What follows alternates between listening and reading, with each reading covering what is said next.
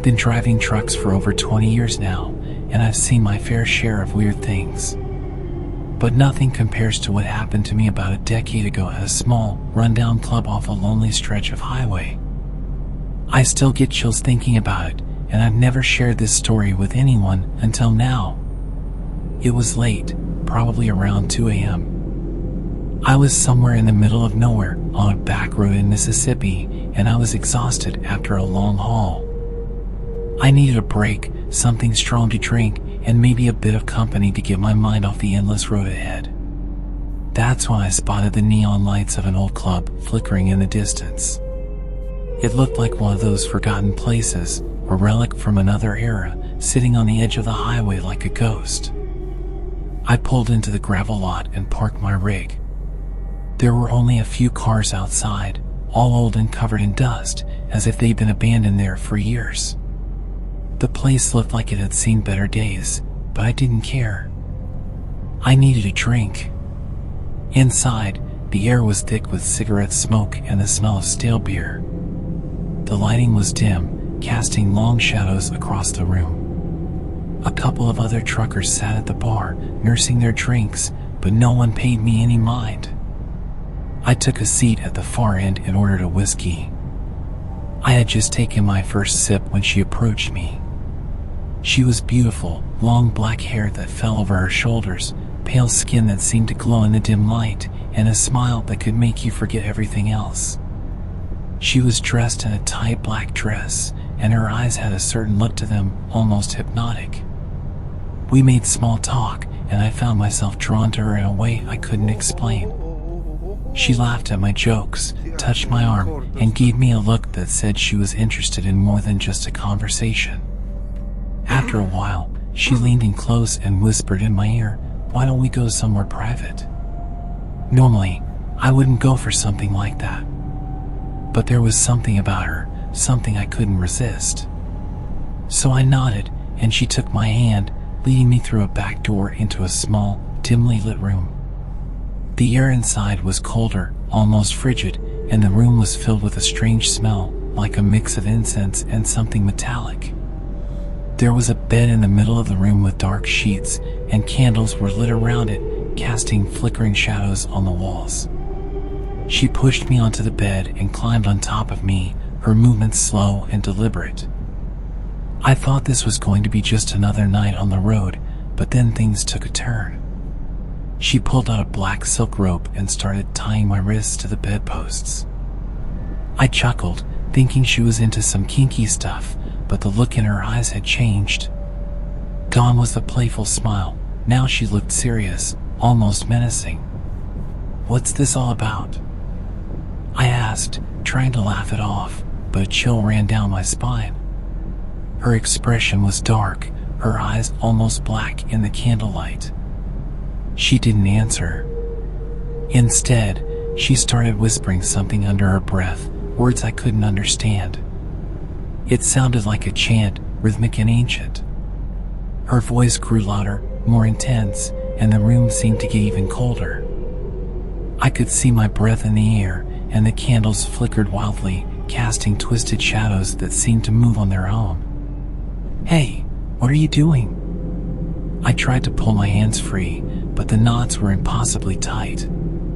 The rope felt like it was burning my skin, even though it was just fabric. She stopped chanting and looked down at me, her face inches from mine. Her eyes were completely black now, like deep, empty voids. She grinned, revealing sharp, blackened teeth. "You're mine now," she whispered, her voice low and guttural, nothing like the sweet tone she'd used at the bar. I felt a sharp pain in my chest, and when I looked down, I saw a thin line of blood trickling from a small cut she had made. She dipped her finger in the blood and smeared it across her lips, licking it slowly. I felt my whole body go numb, a wave of dizziness washing over me. "With this blood, you're bound," she said. Her voice was echoing, like it was coming from all around me. Suddenly, I felt a crushing pressure on my chest, like something was squeezing the life out of me. I couldn't breathe. My vision blurred, and I could see strange symbols appearing on my arms, glowing faintly in the dim light. I knew this wasn't just some game, this was something darker, something evil. With all the strength I had left, I yanked my arms as hard as I could. The rope snapped, and I pushed her off me, scrambling to my feet. She let out a scream, a sound that I can only describe as inhuman, like a wild animal. I bolted for the door, not looking back, just running. I made it back to my truck, my heart pounding in my chest. I started the engine and sped out of there as fast as I could, not even bothering to look in the rearview mirror. I drove for hours, the sun rising behind me, but the fear didn't go away. To this day, I don't know what she was, or what she wanted from me. I've passed that stretch of road a few times since then, but I've never seen that club again. It's like it vanished into thin air, like it was never there at all. If you ever find yourself on a lonely highway late at night, and you see a neon light from an old club inviting you in for a drink, do yourself a favor, keep driving. Because you never know who, or what, you might meet inside.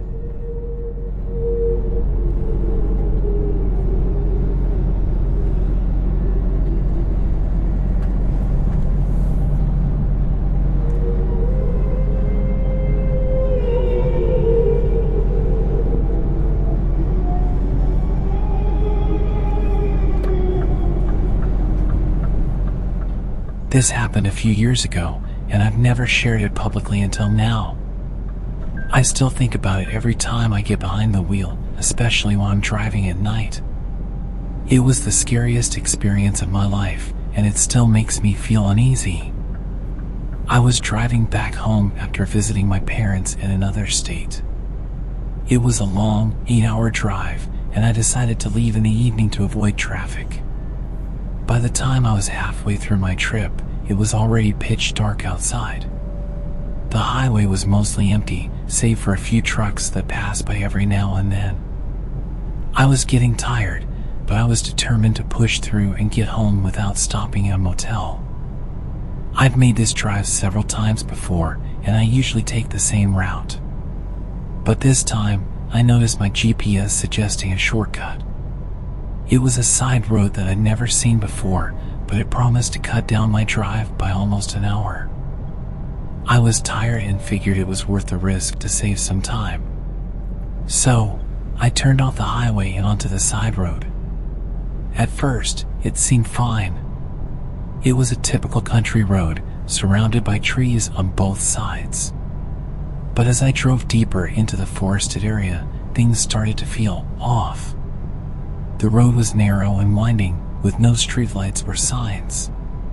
The only light came from my headlights cutting through the dense fog that had started to form.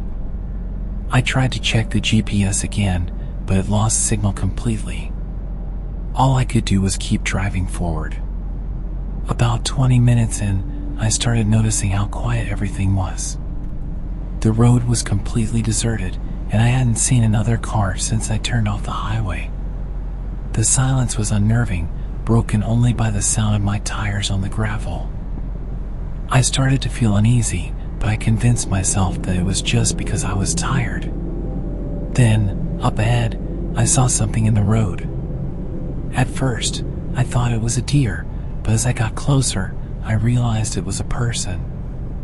A woman, standing right in the middle of the road, facing away from me. Her long dark hair was hanging over her face, and she was wearing what looked like an old, tattered white dress. I slowed down, honking the horn to get her attention, but she didn't move. She just stood there, completely still. I felt a chill run down my spine. Something wasn't right. I debated turning the car around, but the road was too narrow, and the sides were lined with dense trees. I couldn't just back up for miles, so I decided to slowly drive around her. As I pulled up beside her, I kept my eyes on her, half expecting her to suddenly look at me. But she didn't. She just stood there, facing away, completely motionless. It was like she didn't even notice my car. I drove past her, my heart racing, and kept checking the rearview mirror to see if she would turn around. but as soon as I looked back, she was gone. The road behind me was empty. There was no way she could have moved that fast without me seeing. It was like she had just vanished. At this point, I was freaked out. I sped up, wanting to get back to the main road as quickly as possible. But the road kept twisting and turning, and I felt like I was driving in circles. The fog was getting thicker, and I could barely see a few feet in front of me. That's when I noticed something strange. My car's clock was frozen. It was stuck at 2:14 a.m., the exact time I had turned onto this road. I tried to shake off the unease, focusing on the road, but then I saw it again. Up ahead, standing in the middle of the road, the same woman. Same white dress, same long dark hair covering her face. This time, she was facing me. I slammed on the brakes, skidding to a stop just a few feet in front of her. I was too terrified to move. I felt like I was in a nightmare, like my body was frozen in place. Her head tilted slightly, and I could see her lips moving, but I couldn't hear anything. It was like the sound was being sucked out of the air. I snapped out of my trance and put the car in reverse, but the engine sputtered and died. I frantically tried to start it again, but nothing happened. The woman started walking towards me, her movements jerky and unnatural, like she was being pulled by invisible strings. I could see her face now, pale, with dark, sunken eyes staring directly at me. Her mouth open wide, wider than any human mouth should be able to. It was like she was screaming, but there was no sound. I don't know what came over me, but I grabbed my phone and started recording. I had no signal, no way to call for help, but I wanted proof of what I was seeing. As soon as I hit record, she stopped moving. Her eyes locked onto the phone, and her expression changed. She looked almost angry. The fog around us thickened, and everything went dark. The phone screen went black, and the car's lights flickered off. For what felt like an eternity, I was sitting there in complete darkness, unable to move or breathe. Then, suddenly, the lights flickered back on. The road was empty. The woman was gone. I quickly started the car, this time it roared to life, and I floored it, speeding down the road without looking back. After what felt like hours, I finally made it back to the highway. My hands were shaking, and I could barely keep my grip on the steering wheel. I glanced at my phone, hoping to find the video I had recorded, but it was gone. The whole file was missing, like it had never existed. I got home that night and tried to convince myself that it was just a hallucination, that I was tired, and my mind was playing tricks on me. But I can't shake the feeling that I saw something real, something I wasn't supposed to see. I've avoided that route ever since, and I always take the long way home now, even if it adds hours to my trip. I don't know what I encountered that night, but I do know one thing: if your GPS ever suggests a shortcut down an unfamiliar road, don't take it. You might not be as lucky as I was.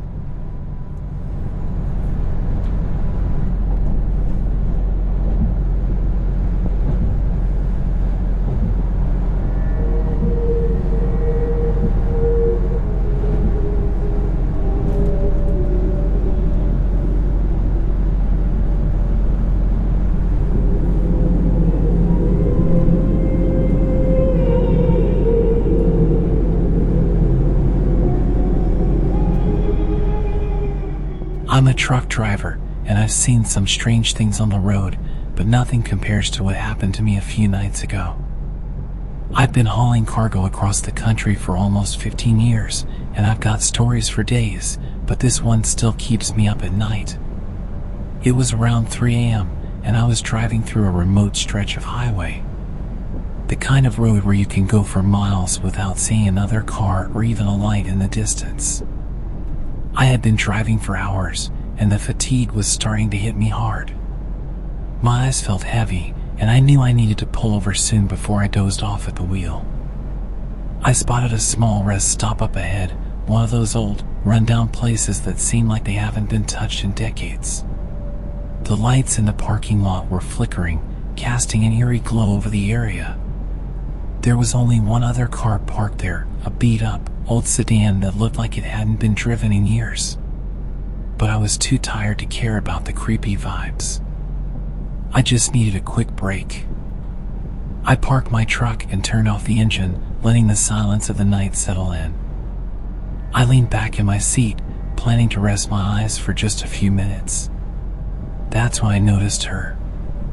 A woman was standing near the entrance of the rest stop building, barely visible in the dim light.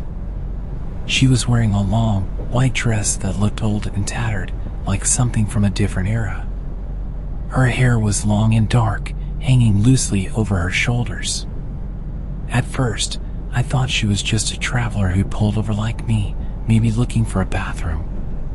But something about her felt off.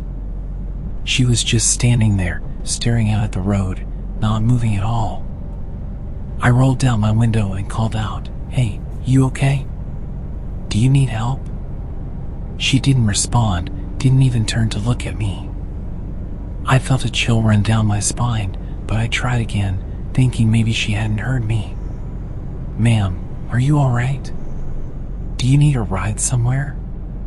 This time, she slowly turned her head to face me. Her movements were unnatural, almost robotic, like she was being pulled by invisible strings. Her eyes were wide and unblinking, staring right at me. Even from a distance, I could see that her face was pale, almost ghostly white, and her lips were slightly parted, like she was trying to speak but couldn't find the words. I felt a wave of unease wash over me. Everything inside me was screaming to get out of there, but I couldn't just leave her standing there in the middle of nowhere. I grabbed my flashlight, got out of the truck, and started walking towards her, keeping a cautious distance. "Ma'am, do you need me to call someone? Are you lost?" As I got closer, she suddenly spoke. Her voice was soft and raspy, like she hadn't used it in years. "Have you seen my daughter?" I froze. Her question took me by surprise. I looked around, but there was no one else in sight. "No, I haven't seen anyone else around here." "Is she missing?" She didn't answer. Instead, she just turned her gaze back to the highway, her eyes scanning the empty road. I felt a lump form in my throat. Something wasn't right. The whole situation felt wrong, like I had stepped into a scene from a horror movie. I took a step back, ready to return to my truck, but then she spoke again, her voice even softer this time. "She's been waiting for you." I felt a cold sweat break out on the back of my neck. "What do you mean?" I asked, my voice trembling. I didn't know why I was still standing there, why I hadn't already run back to my truck. But something about her kept me rooted in place.